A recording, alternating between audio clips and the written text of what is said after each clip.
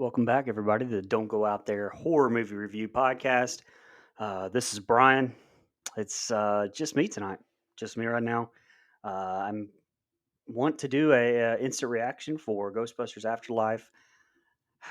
Unfortunately, the other guys just didn't. Well, Dustin didn't see it, and Mike and Nico just aren't the biggest Ghostbusters fans. So it's just me. It's just me, and I've never.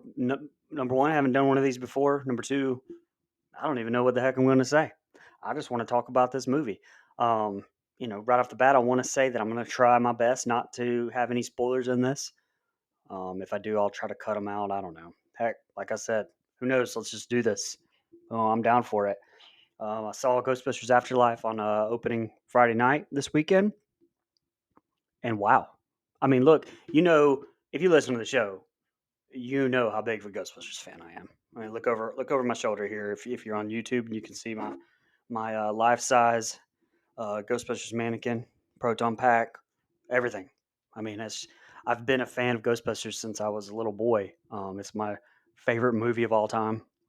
Finally got the guys to review Ghostbusters 1 back during our horror comedy month, which, don't tell them, but I think I really pushed for horror comedy month because I wanted to do Ghostbusters so bad. Like, it's just, I don't know. It's not more than just nostalgic because I can watch it now and it's just as good, if not better, than when I watched it as a kid. I don't know. I grew up a huge Ghostbusters fan. So I loved Ghostbusters 2 as well. Now, I admit firmly that it's not as good as the first one, but, to me, Ghostbusters 1984 is one of the best of all time. So, I count me as, and this is the only time we're going to bring it up on this podcast, but count me as super disappointed when we got the 2016 remake.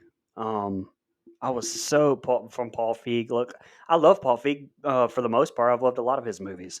I loved him on The Office whenever he directed a bunch of those episodes. He seems like he's got a good eye for comedy, but he didn't have what it took for Ghostbusters. And I loved the four girls. I just don't. What's the word? It just wasn't a Ghostbusters movie. It wasn't. It wasn't at all. And I hated the fact that they tried to do a reboot on it. It just look, it bombed, and everybody hated it for a reason. But let's get into this. This Ghostbusters Afterlife. Look, Jason Reitman, the son of Ivan Reitman, who directed the first one, he was actually the little boy in Ghostbusters 2 at the party where they're like, "Who you gonna call? He-Man, He-Man." That's Jason Reitman. I mean, you cannot get more of a bloodline straight to the source material than you got with Jason Reitman. He was perfect. He was perfect. They came to him and he said he wanted to, or no, I'm sorry. Jason Reitman, went to Ghost Corps, which was the newly created company at Sony, and basically said, "Hey, I've got an idea for this." And they greenlit it without even thinking about it. I mean, Jason Reitman. I mean, he's won Academy Awards. He's written amazing scripts, and the thing with his scripts is they focus so much on characters. And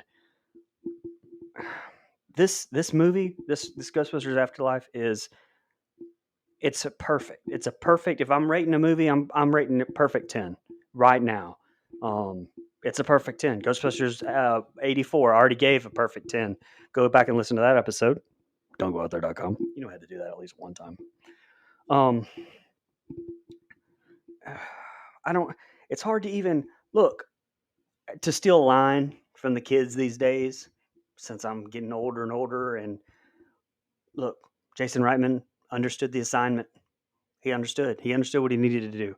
And this movie not only feels like a Ghostbuster movie, this movie is an immaculate movie, period. The last half hour of this movie is flawless. It's absolutely flawless. The third act of this movie is, if you're not too much into the character development part, which, you know, if Mike had a complaint about this, and he's never even seen it, but I can tell you he would complain about the 2 hour runtime. It's like 2:10 or something like that. But you know what? I didn't mind it. I didn't mind the first 2 acts of character development and building up, and it's not. This may get me some hate, but it's not Force Awakens. It's not. It's it does such a good job. It's strange. I mean, and I hate to use this, but it has a lot of Stranger Things in it, with the character development as far as like the newer people with Finn Wolfhard. And listen, McKenna Grace, this movie sits completely on McKenna Grace's shoulders. I mean, let's just not even talk about the old Ghostbusters right now. Finn Wolfhard is great in this. He's great, but it's McKenna Grace that is the backbone, is the spine of this movie. If McKenna Grace's performance isn't up to par, this movie fails. It rests solely on her shoulders, and she is does an amazing job. I don't think it's not a spoiler. It's not a spoiler to say that McKenna Grace and Finn Wolfhard are playing Egon Spengler's grandkids. It's not, because that's in the second trailer, I believe. Um, but yeah, so they're playing the grandkids of Egon Spengler. Uh, you know, if you don't know Ghostbusters lore, I'm not real sure why you're listening to this. Appreciate the click, but I don't think I have to explain to you that Harold Ramis has passed away, and he's the only original Ghostbuster that has. But this is such a tribute to Harold Ramis.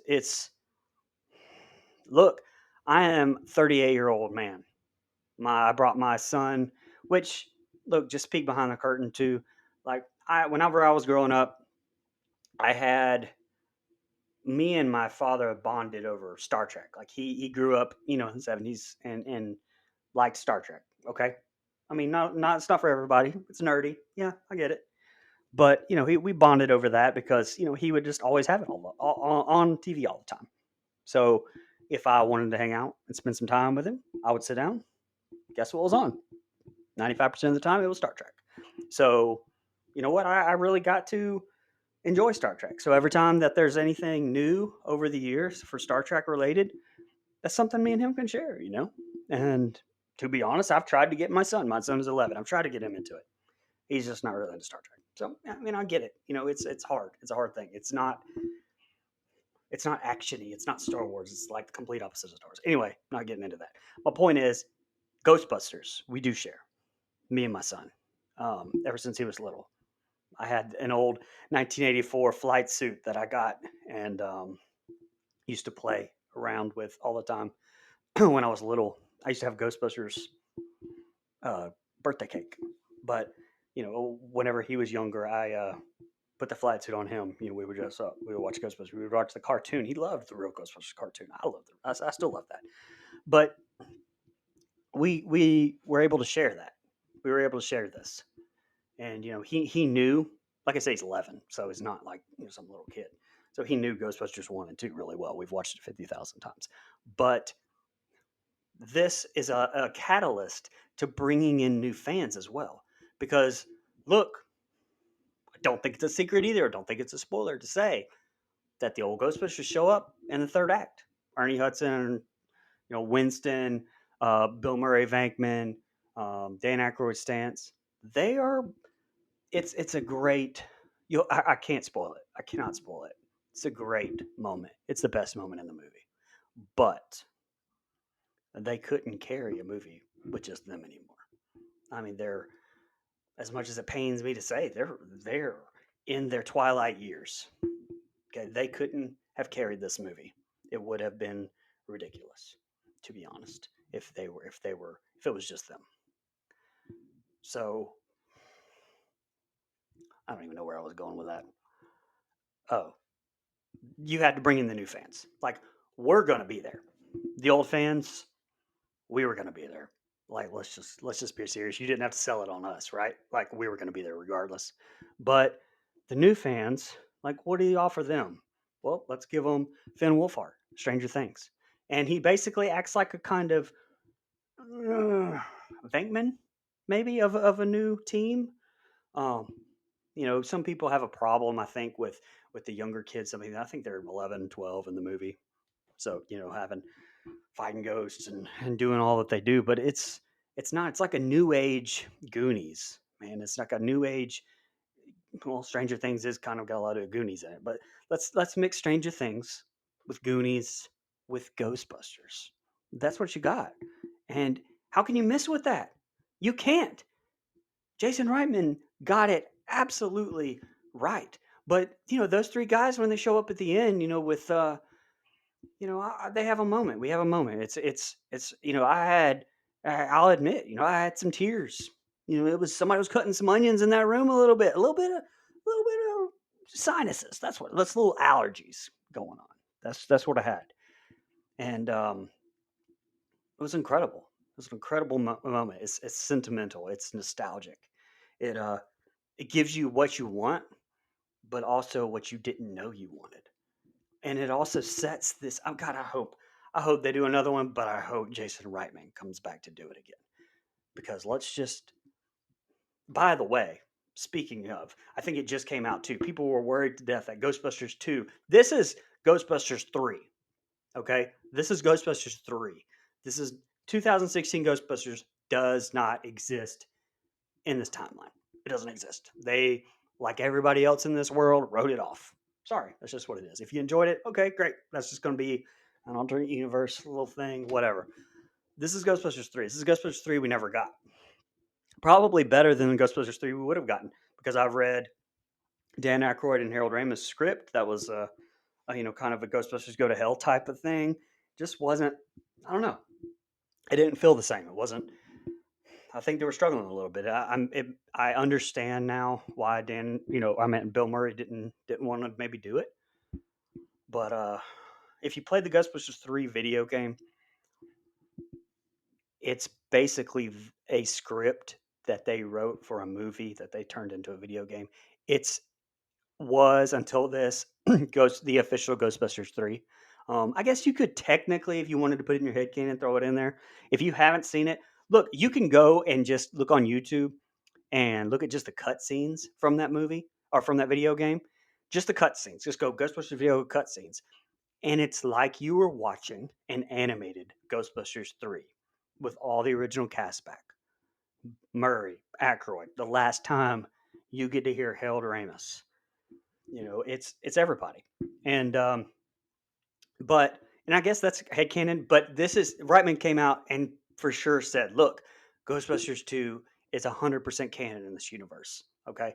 Now it's basically, I mean, it's like a direct sequel to one, but two still happened. Like most of the references and everything in it is from one. Okay. They have some Ghostbusters 2 Easter eggs in there. Not going to spoil it for you. Hope you find them. But it's still canon. So this is Ghostbusters 3. And let me just tell you, it's amazing. The only complaint, first of all, you gotta wait till after the credits. Okay, there's a mid credit scene and there's an after credit scene. You have to wait till after the credits. Okay. My only complaint is that. My only complaint is that those two credit scenes are so fucking amazing that they should have been in the movie. Because yeah, we live in this post Marvel world where everybody waits around till after the credit scenes. I can tell you that if it's not a Marvel movie, most people don't. Most, and I mean, I would say my theater was pretty full, and I would say maybe 30 30 people waited till after the credits to watch these things. So the fact of the matter is that so many people are going to miss those two credit scenes, and they should have been at the end of the movie because they're so incredible. And it's world building. The second credit scene has Ernie Hudson in it. Not going to spoil that either, but it sets up a world building thing. Like, I hope that we get these back. I hope we get them back. Hope we get these people back. By the way, there's some new characters. Okay. So there's four new kids in it. So four Ghostbusters, basically. McKenna Grace, who plays Phoebe. No, like I said, no secret that she's playing Egon Spengler's daughter. our granddaughter. Finn Wolfhard, Trevor, no secret that she's playing or that he's playing Egon Spengler's grandson. They're brother and sister, obviously. Um, Trevor is more of the Peter Venkman kind of character. I think it's going to be moving forward. McKenna Grace, obviously the Egon character, very plays. God, I cannot speak enough about her. By the way, God, she's amazing. Logan Kim, who is another great. It was really surprising. Like he was really good. I really enjoyed his character. He seems a little bit younger than the rest of the cast. I don't know if that's true or not, but he plays a character called Podcast. Basically, the new Ray Stantz. I mean, if we're being honest. And Celeste O'Connor also is great in this.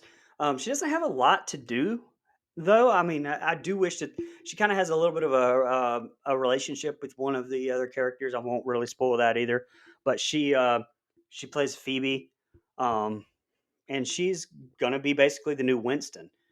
Um, which, you know, Ernie Hudson, by the way, shout out to Ernie Hudson. He did the intro to this show. He's fantastic. Like he has championed Ghostbusters since he was even in it. He got screwed out of the first script. If you don't, I mean, I won't say screwed, but his character got really written out of that. He's hardly in that. I mean, heck, in the first Ghostbusters poster, he's not even in it. On the poster, it's like his character Winston was forgotten about.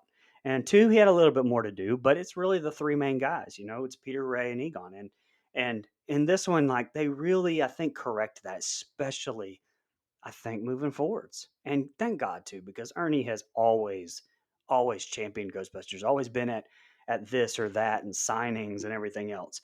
Um, this movie, though, I don't want to say it's nostalgia. It's more than nostalgia. It really does. I really feel like that it's going to capture old fans and new. Um, you know, I think that I'm trying hard not to spoil it, to be honest. I'm really trying not to say things that will spoil it. You've got to see it. I really can't speak highly enough about this. I want to go see it again just to give them money, help them do well. Be part of the budget that Mike says in the future. Oh, Carrie Coon, let's talk about her too. She's Phoebe and Trevor's mom. She's basically Egon. She's not basically. She's Egon Spengler's daughter.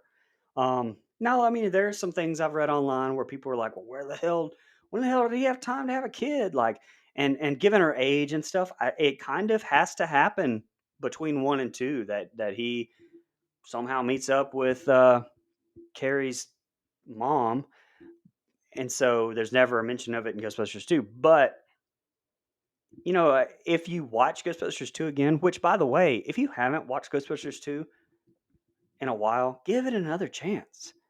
Like I enjoy it now, almost at 40 years old, than I did when I was younger. It's good. It really is.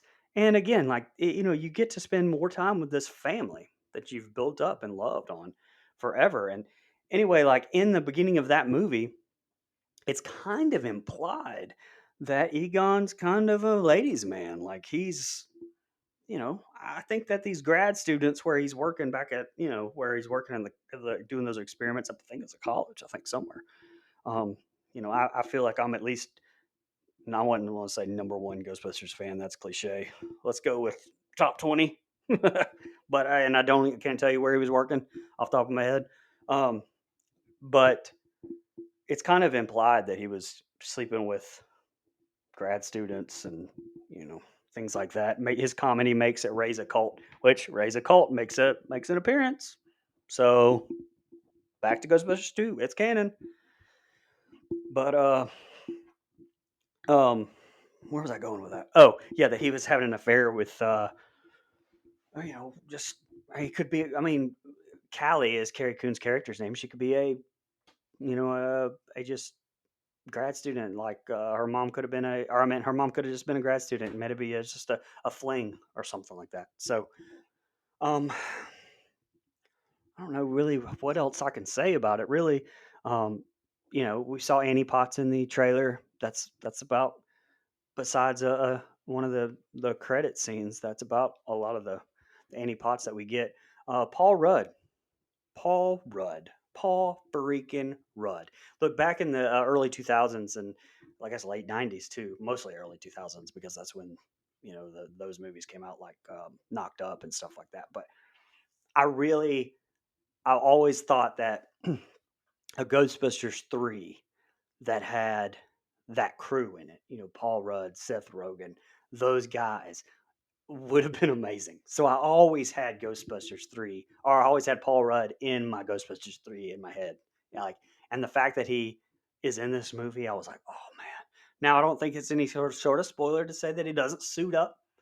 If you're going to relate him to one of the earlier Ghostbusters characters, I would say it's Rick Moranis's character, Tully. That's him. I'm disappointed with that a little bit. I would have liked to see him suit up, but we got to see Rick Moranis suit up in Ghostbusters 2. So you never know. Like Paul Rudd's comedy relief, you can tell that they probably said, "Go ahead, Paul, do whatever you need to there.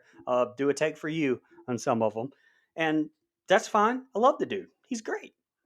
Um, his interaction with Carrie Coon, they have a really good chemistry on screen. So um, I really hope that these guys come back.